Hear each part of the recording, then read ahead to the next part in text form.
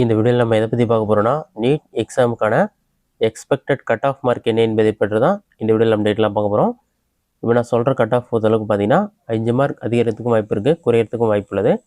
அது என்னென்னு சொல்லிட்டு கடந்த இயரில் வந்த கட் ஆஃப் மார்க் பேஸ் பண்ணி பார்க்கலாம். 2025க்கான எக்ஸ்பெக்டட் கட் ஆஃப் மார்க் என்னென்னு பார்த்தீங்கன்னா ஓசி கமிட்டியாக இருந்தால் 650, இதில் 5 மார்க் அதிகரிக்கிறதுக்கும் வாய்ப்பு இருக்குது, குறையிறதுக்கும் வாய்ப்பு உள்ளது.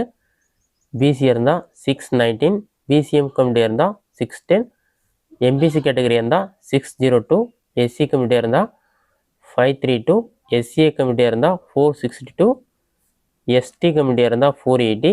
இந்த கட் ஆஃப் மார்க் இருந்தாலே போதும், கண்டிப்பாக உங்களுக்கு கவர்மெண்ட் காலேஜில் சீட் கிடைக்க அதிக வாய்ப்பு உள்ளது. இதுவே மற்ற இயற்கான கட் ஆஃப் பார்த்தீங்கன்னா 2024 ரவுண்ட் 1 கட் ஆஃப் பார்த்தீங்கன்னா 651 ஓசி கேட்டகரி, பிசினா 620, பிசிஎம்னா 612, எம்பிசினா 602, எஸ்சினா 535, எஸ்சிஏ 463, எஸ்டினா 488.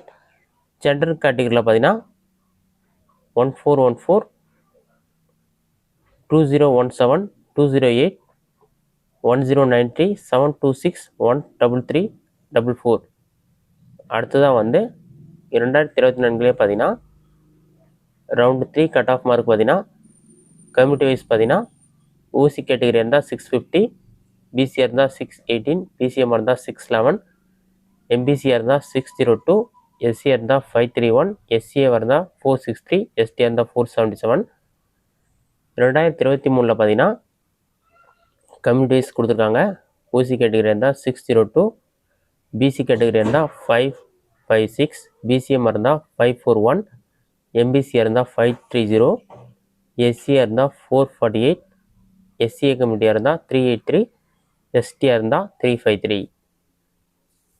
2022ஆம் ஆண்டு பார்த்தீங்கன்னா இதற்கான கட் ஆஃப் என்னென்னு பார்த்தீங்கன்னா ஓசி கமிட்டியாக இருந்தால் 581, பிசிஆர் இருந்தால் 529, பிசிஎம் இருந்தால் 504, எம்பிசி கமிட்டியாக இருந்தால் 496, எஸ்சிஆர் இருந்தால் 407, எஸ்சிஏ 355, எஸ்டி இருந்தால் 311.